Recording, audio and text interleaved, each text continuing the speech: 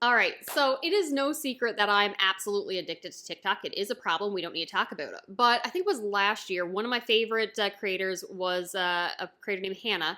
And she had this ongoing series where she is like, this is what I think it would be like to be the personal assistant to the morally gray fantasy villain. And it's just like getting his coffee. Oh, there's more heads on the ceiling. Must be a bad day. He's torturing somebody. Do you need me to balance this for you? Or here's that memo you want it sent out. Gets kidnapped by the heroes, only for the villain to have to come save her. It's like, you're in trouble when he gets here. I didn't get him his coffee in the morning. Like, it was a whole running thing with inside jokes and running gags, one of which being the personal assistant is definitely in love with the villain, and the villain is definitely in love with the personal assistant. But neither one realize it, so just idiots in love not realizing they're in love. And then you had the like HR representative as Becky. There was a dragon trainer. I love the series. And it got turned into a book. Look at this. It got red edges. It's gorgeous. It is gorgeous. And I'm in love. I love this book. It is completely the opposite of my vibe. I don't think I've read a slow burn fantasy romance before, unless you count Twilight as a teenager.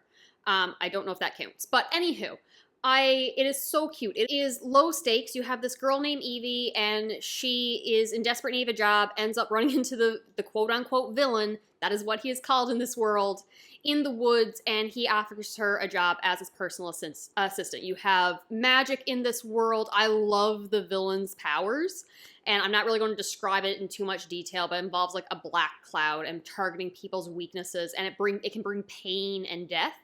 And clearly, he is meant to be the villain. And she is just this, as described in the TikTok, this happy sunshine. He's all grumpy.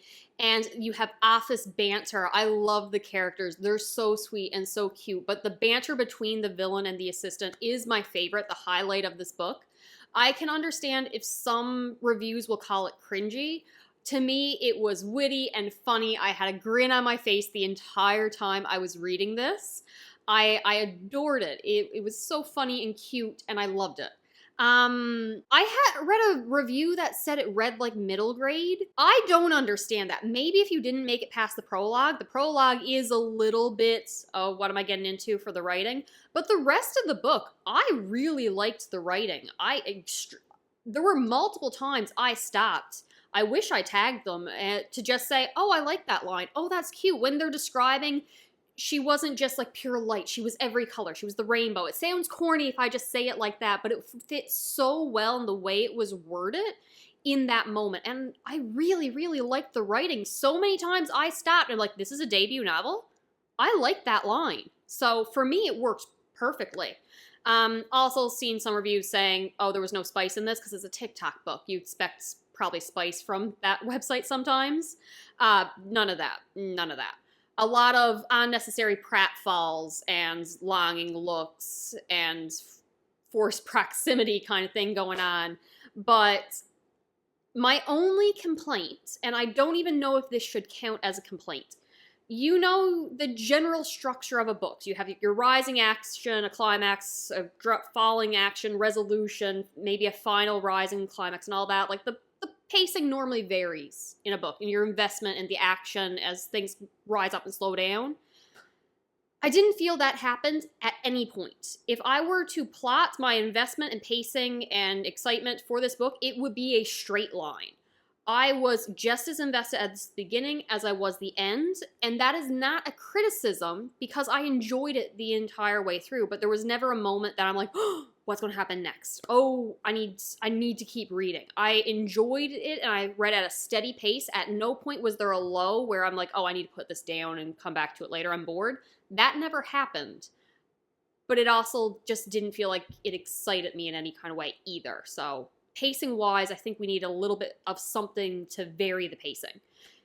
But that could just be saying I like the office stuff as much as the action stuff. I don't know what to tell you. The ending, though. Hannah is evil. How dare she write an ending like this and then not immediately have a sequel ready for me to read? I need a sequel. I am so excited for the sequel. I love this. I love this so very much. I think I just gave it like a 4.5 just because of a slight lack of investment with the pacing that I mentioned before. And that's me being nitpicky. I probably should give this a 5 upon reflection. I really should, because I love the characters. I had nothing against the plot. It was cute. I love the world. Very like Ella Enchanted kind of vibes to it. If you ever watched that movie, not the book.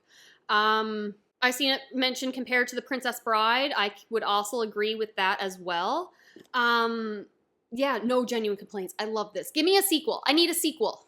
All right, cutting in just to add 2 other mild-ish criticisms. I had expected there to be a secondary group for, like, these are the heroes, and there were a group of heroes, like warriors, but it wasn't like the typical, like, wouldn't have been the protagonist of another series that I expected to show up.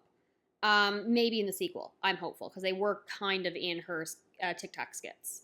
Also, the villain never really felt like morally gray evil to me. Yeah, he was killing people, but we didn't really get much of his plans and what he wanted other than I need my revenge, which is fine. But I expected a little bit more of him doing evil things for morally gray reasons, and instead it was a lot of someone is disrupting my shipping, therefore disrupting my plans, which I'm not really going to go into detail to.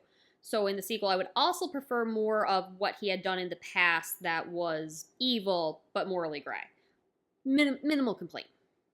Real quick, because this is going to be a short review, just because it's the one book I was so excited to read about it. Maven also really enjoyed it. Can you let me finish filming? So I have another couple of TikTok recommended books that I need to get to, but I'll mention them here. Most of them are authors, but this one here I just got the recommendation from TikTok. So The House in the Pines. I know nothing about this book. I bought it at full price. I need to read the books that I'm influenced to buy by YouTube, Instagram, and TikTok. So that's going to have to turn into a full video of just these websites recommended me these books and I haven't read them yet, so I need to read them. The Endless and Other Short Stories. Keep in mind, I do not like short stories. Short stories are not something I enjoy reading, but I had to buy this because one of my other favorite creators on TikTok, he gives absolutely amazing horror book recommendations. I assume, because I haven't read all of them, but when I have, I'm like, oh, that's a good recommendation. Oh, that sounds interesting. So you can check out his channel as well, because, oh, if you're looking for horror recommendations, he's got them in abundance. I also got one from, there's an author on TikTok, she wrote, Can't Spell Treason Without T. Did I buy that just because of the title? Yes, I did. I also bought it because she had been promoting the sequel, which is about pirates. And I need to read that, but I need to read the first one first. So I need to get to those eventually as well. All right, that is all I got for today. I will talk to you later. Bye. The cat is shaking the camera, of course. You okay, Maven? Come here.